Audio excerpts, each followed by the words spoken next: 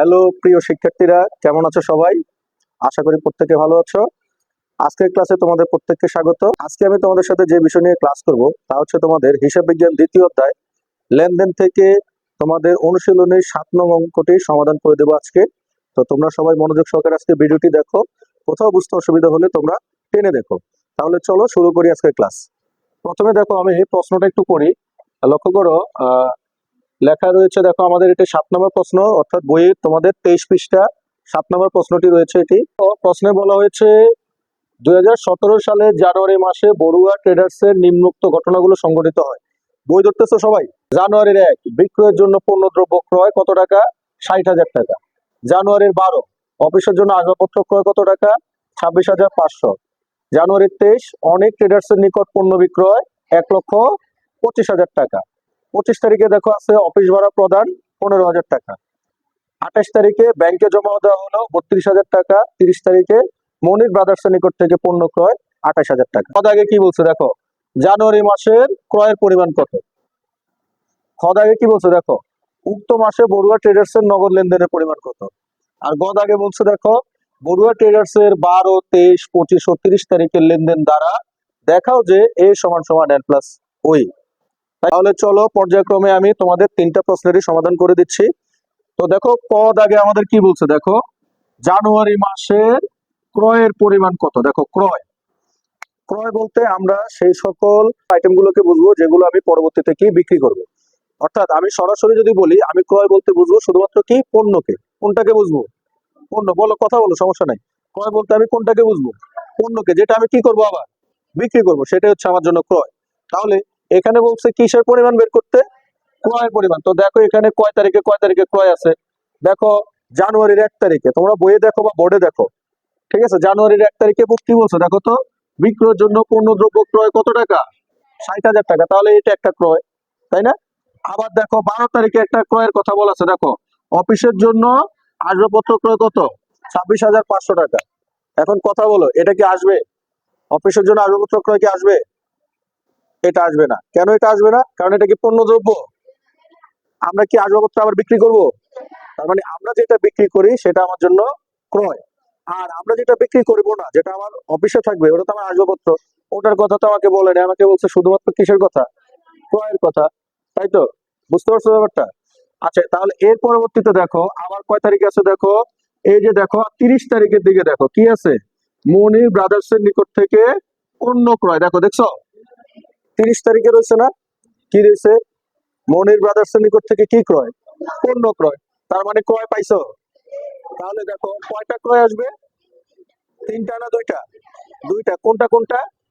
1 তারিখ আর 30 তারিখ, নাকি? 1 তারিখে কি পণ্য দ্রব্য ক্রয়, আর 30 তারিখেও দেখো পণ্য ক্রয়। এই যে ক অংশটা কিভাবে সমাধান করি সবাই দেখো।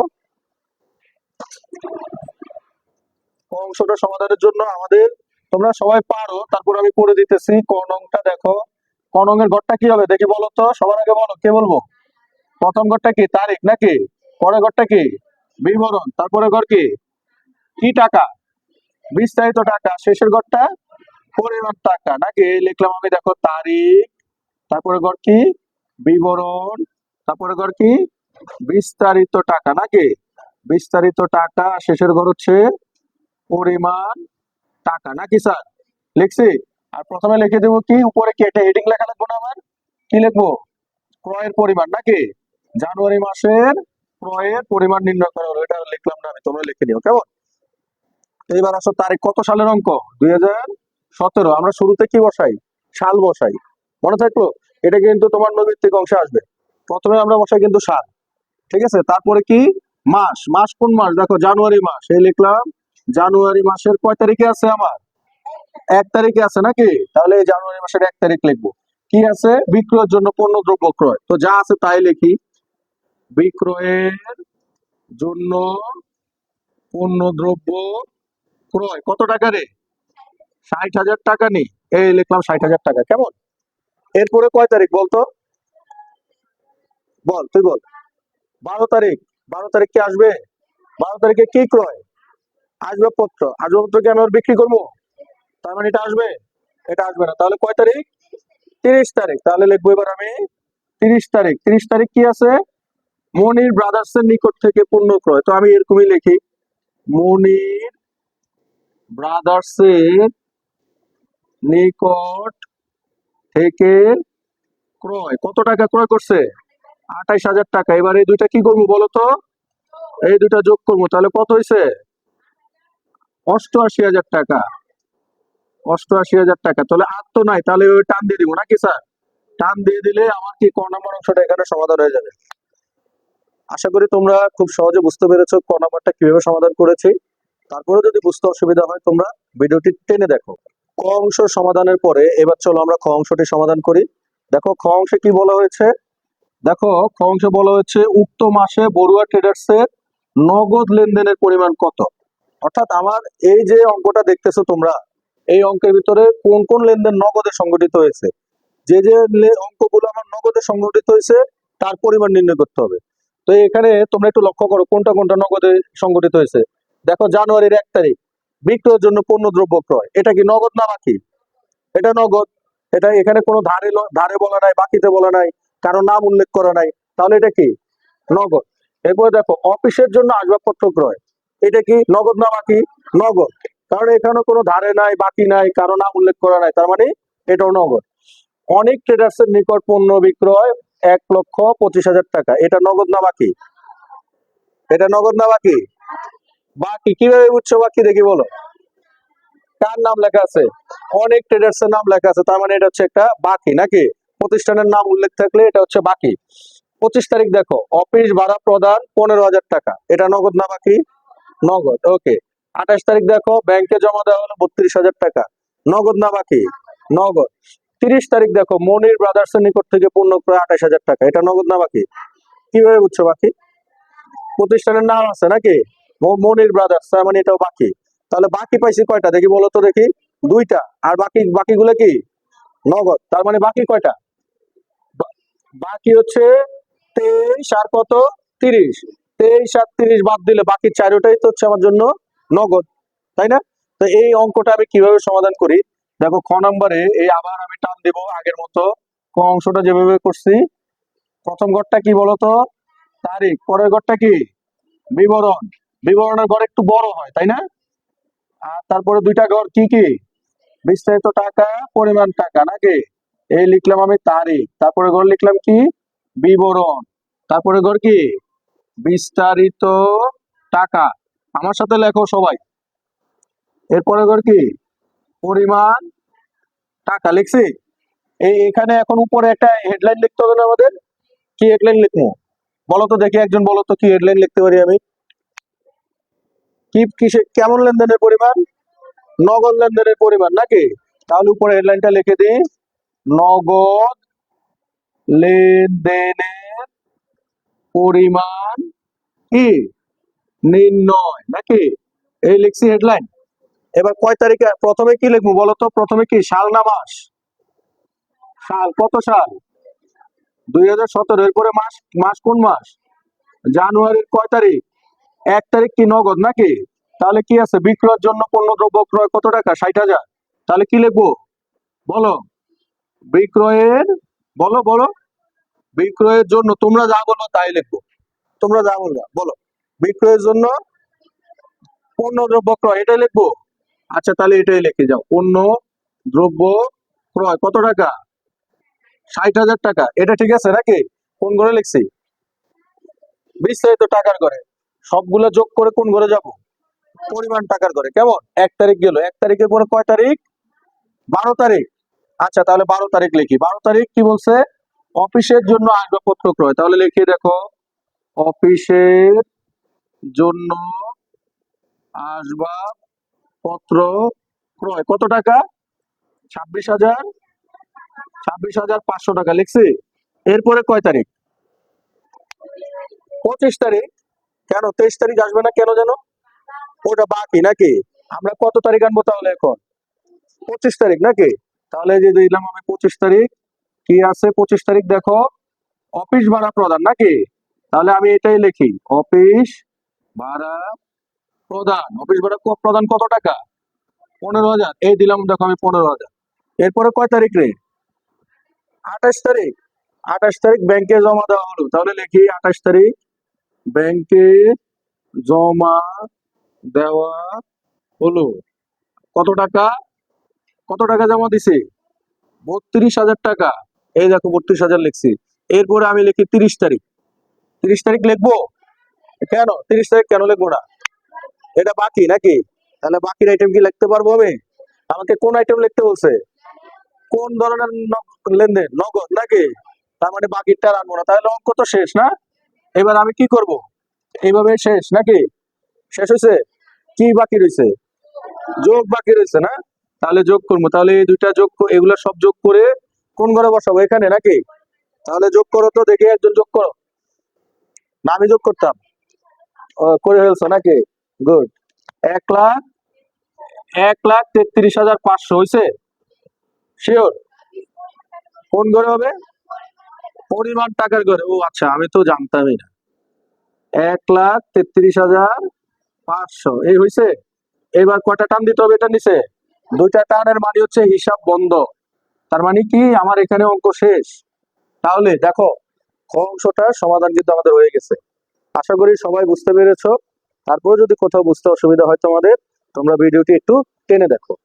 তো প্রিয় শিক্ষার্থীরা, খ অংশটি সমাধানের পর চলো আমরা গ অংশটি সমাধান করি। গ অংশে দেখো বলা হয়েছে বড়ুয়া ট্রেডার্স এর 12, 23, 25 ও 30 তারিখের লেনদেন দ্বারা দেখাও যে এ সমান সমান এন প্লাস ওই, যেখানে আমাকে সম্পদের সমান দেখাতে হবে দায় যোগ মালিকানা সত্ত্বের সমান। তো এই অঙ্কটা করার জন্য আমাকে বিবরণী ছকটা করতে হবে। তোমরা বিবরণী ছকটা ইতিমধ্যে পূর্বের ক্লাসগুলোতে দেখেছো। তো বিবরণী ছকটা আমি কিভাবে করব এই অঙ্কের সাথে মিল করে? 12, 23, 25 ও 30 তারিখের লেনদেন দ্বারা এ সমান সমান এন প্লাস ওই করার জন্য প্রথমে আমি আগে দেখতে হবে যে আমার এখানে কয়টা সম্পদ রয়েছে, অর্থাৎ এই চারটা লেনদেনের ভিতরে কয়টা সম্পদ রয়েছে, কয়টা দায় রয়েছে। তো সম্পদ আর দায়গুলোকে আমি প্রথমত একটু আলাদা করব। কেন আলাদা করব? কারণ প্রতিটা সম্পদের জন্য বিবরণী ছকে আমাকে একটা করে ঘর দিতে হবে, প্রতিটা দায়ের জন্য আমাকে আলাদা করে একটা করে ঘর দিতে হবে। কিন্তু এই যে মালিকানা সত্ত্ব ওই, এর জন্য কোনো ঘর দিতে হবে না। মালিকানা সত্ত্বের উপাদানগুলোকে আমি সব এক ঘরে করতে পারবো। কিন্তু সম্পদের জন্য, প্রতিটা সম্পদের জন্য আমার আলাদা করে একটা করে ঘর দিতে হবে, এবং প্রতিটা দায়ের জন্য আমাকে আলাদা করে একটা করে ঘর দিতে হবে।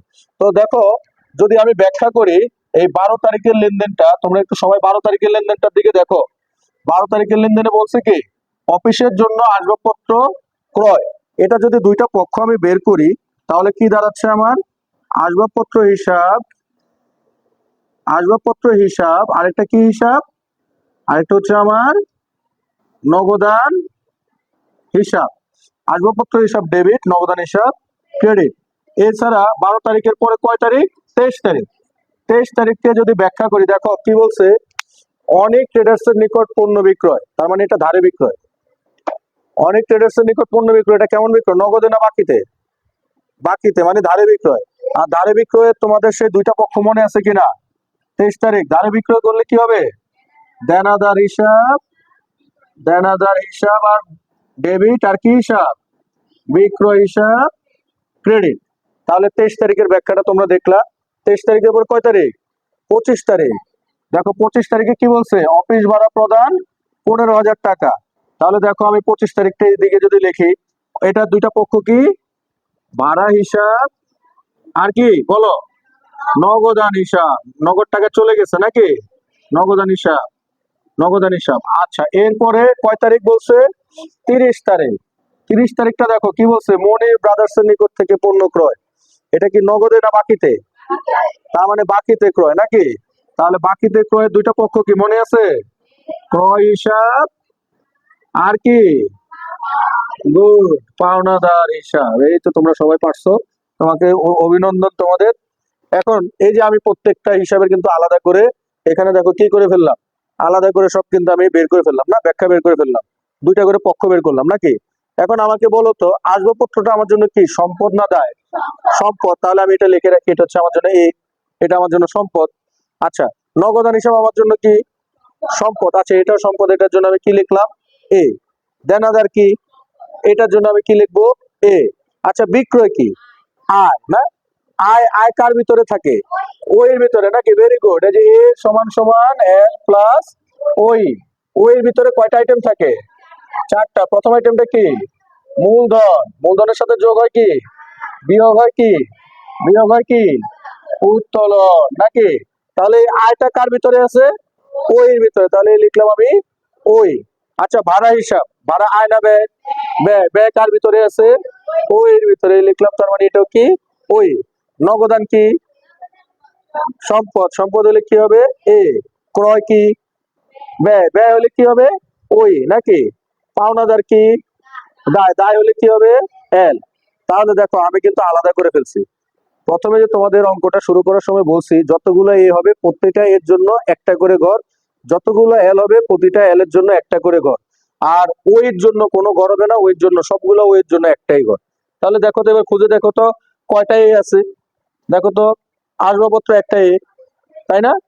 এরপরে দেখো তো নগদান একটা এ, আবার দেখো তো দেনদার একটা এ, তাহলে তিনটা এ নাকি? আবার কোথায় আছে? এই পাশে নগদান। এই নগদান তো এখানে একবার চলে গেছে, নগদান এখানে একবার চলে গেছে না? তা আবার দেখো তো আবার আর কোথাও আছে? তাহলে কয়টা এ? তিনটা। তাহলে এর গড় কয়টা হবে? এর গড় হবে কিন্তু তিনটা। সম্পদ পাশে আমি কয়টা গড় বসাবো? তিনটা। এবার খোঁজো এল, এল এ কয়টা গড় হয় দেখো তো। এল, এল কয়টা আছে? এল কয়টা আছে? একটা। তার মানে এল এর জন্য আমি কয়টা গড় করব? একটা টাকার গড় রাখবো।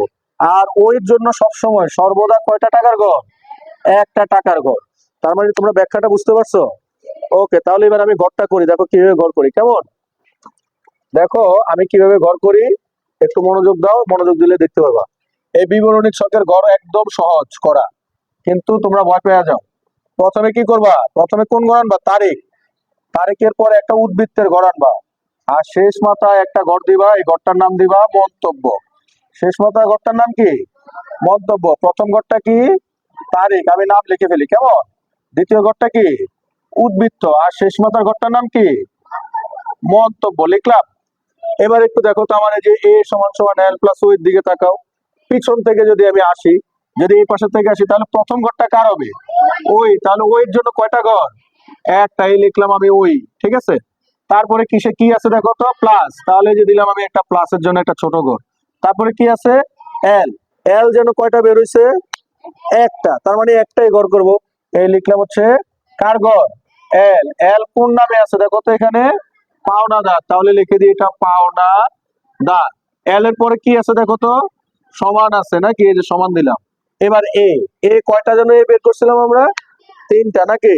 তাহলে এই তিনটা এ, তিনটার জন্য এখন আমি কি করব? এই মাঝখানে টান দিব।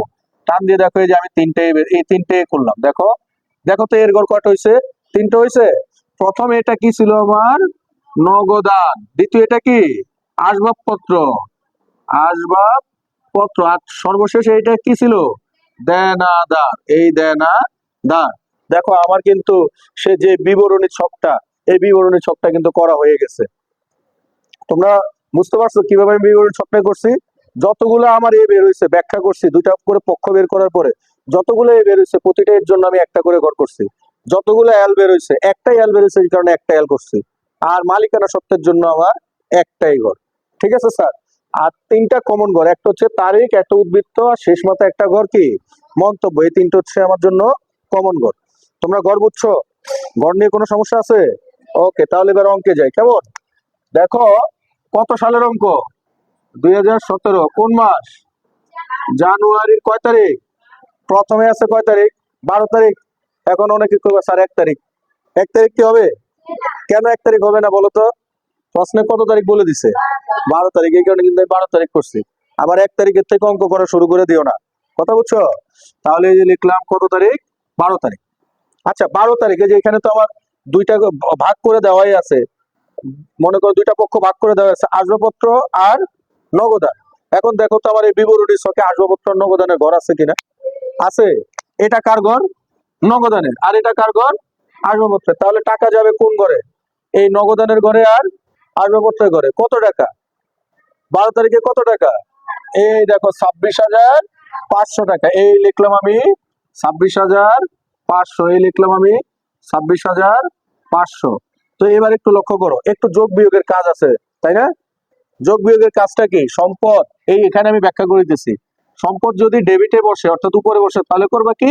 প্লাস। আর যদি ক্রেডিটে বসে তাহলে কি করবা? মাইনাস। দায় সম্পদের উল্টা।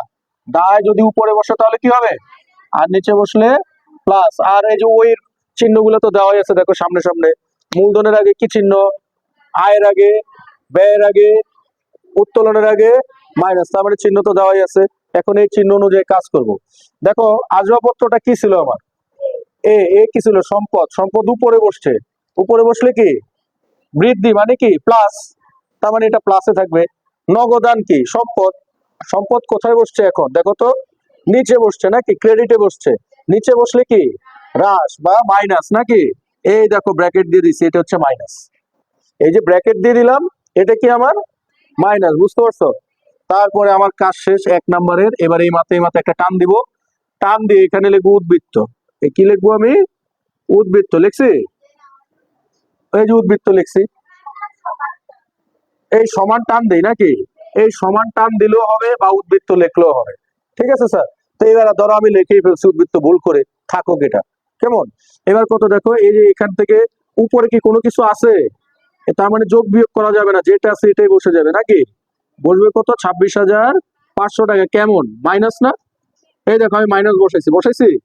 আর এখানে কত? 26,500 টাকা। ঠিক আছে? আর এই পাশে কি কিছু আছে? না থাকলে নাই। তাহলে 12 তারিখের কাজটা কিন্তু আমার এখানেই শেষ। 12 তারিখের পরে কত তারিখ? 23 তারিখ। কোন কোন ঘরে যাবে? দেনাদার আর কি? দেনাদার কি আছে এটার ভিতরে? আচ্ছা, বিক্রয় কি এটার ভিতরে আসেনি স্যার? বিক্রয় নাই? বিক্রয় কার ঘর? ওইর একটা ঘর আছে, তার মানে বিক্রয় যাবে এই ঘরে নাকি? আর দেনাদারের ঘর কোনটা? এটা। কয় তারিখে স্যার? 23 তারিখ নাকি? 12 তারিখের পরে কয় তারিখ? 23 তারিখ। কোন কোন ঘরে যাবে? স্যার আমি যে একটা ভুল করছি, তোমরা কি ধরছো? ও তাই, এই মেয়েটা ধরছে। কোন জায়গায় হবে? দেনাদারের ঘরে নাকি? এই তো, আমি তো এটাই দেখলাম যে তোমার মনোযোগ আসেনি। একটা মেয়ে ধরছে আর সবাই মনোযোগ কোন দিকে? তোমরা দেখছো, বলো নাই নাকি? ও আচ্ছা, ঠিক আছে। তাহলে 23 তারিখ দেখো, এই যে দেনাদার ঘরে যাবে আর কোন ঘরে যাবে? ওই কি মালিকানা সত্ত্ব। আচ্ছা, তাহলে কত টাকা? 23 তারিখে কত টাকা স্যার বলো?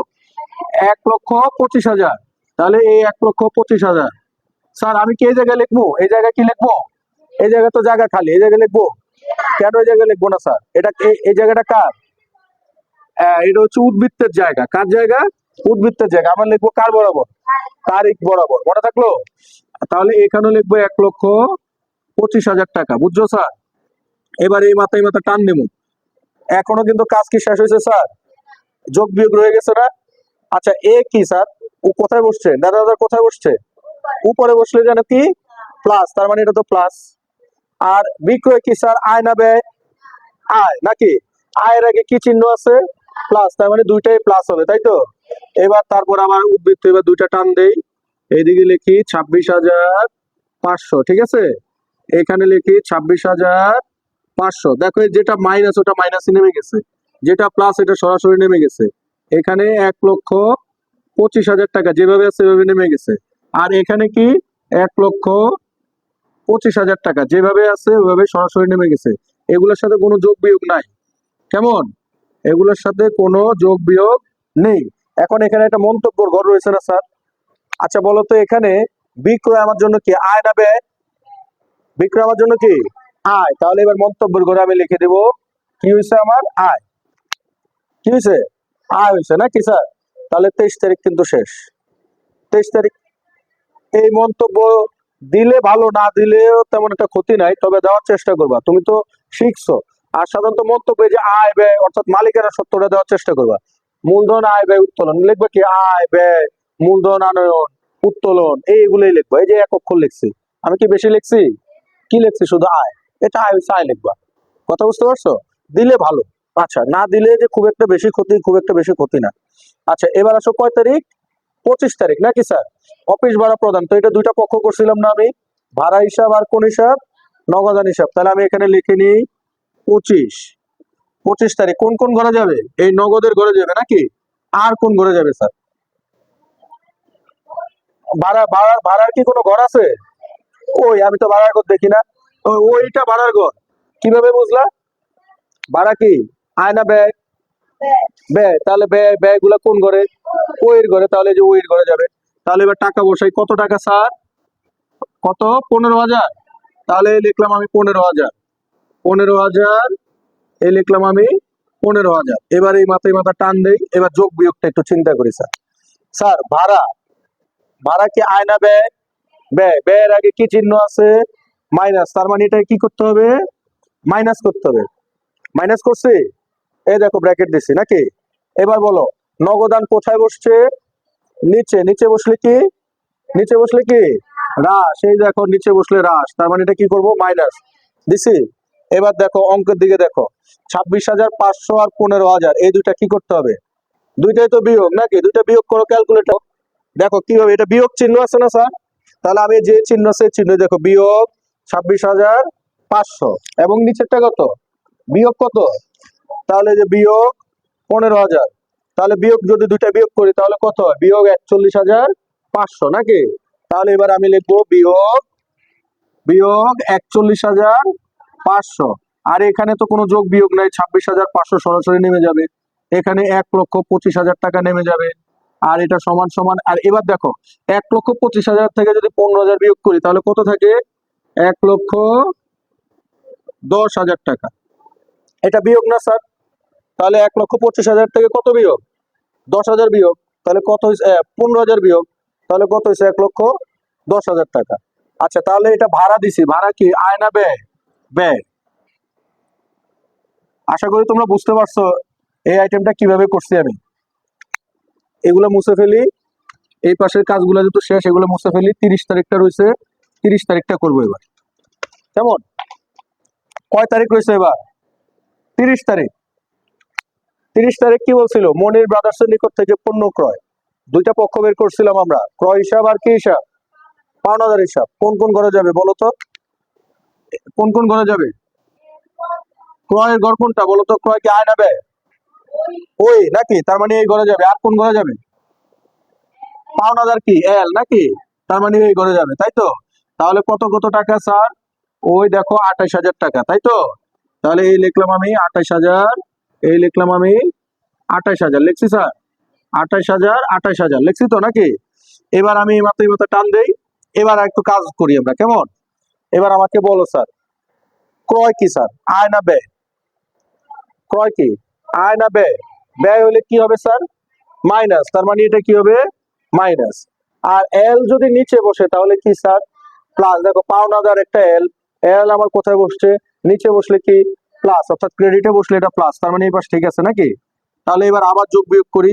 এখানে নামলো কত? 41,500 মাইনাস এখানে 26,500, এখানে 1,25,000 সমান এখানে 28,000। আর এদিকে দেখো 1,10,000 টাকা থেকে যদি 28,000 টাকা চলে যায় তাহলে থাকে কত? 82,000 টাকা। আর এটা কি? এটা হচ্ছে আমার জন্য ব্যয়। তো এবার তো আমার মোটামুটি কাজ শেষ। এবার আমি কি করব? এবার সর্বশেষ আমি এটা এগুলো কি করব? সম্পদ পাশ, অর্থাৎ এই পাশটা যোগ করব। এই পাশটা যোগ করে দেখবো এই পাশের যোগফলের সমান হয় কিনা। তো লক্ষ্য করে দেখো আমি কিভাবে শেষ করি। তো দেখো এই 41,500, এটা দেখো মাইনাস, আর এদিকে 26,500 আর 1,25,000 যদি যোগ করি তাহলে হয় 1,10,000 টাকা। আর অপরদিকে এই 28,000 আর যদি 82,000 টাকা যোগ করি তাহলে হয় 1,10,000 টাকা। দেখো এই পাশে দেখো সম্পদের পাশে আমার কত? 1,10,000, আর দায় এবং মালিকানা সত্ত্বের যোগফল আমার 1,10,000। তার মানে কি দুই পাশ আমার মিলে গেছে। তো দুই পাশ যেহেতু মিলে গেল তাহলে আমার অঙ্কটা মোটামুটি কমপ্লিট। বিবরণী ছক অঙ্কটি করেছি, আশা করি তোমরা খুব সহজে বুঝতে পেরেছো। তারপর যদি কোথাও বুঝতে অসুবিধা হয় তোমরা ভিডিওটি টেনে দেখো অথবা কমেন্ট বক্সে কমেন্ট করে জানাও।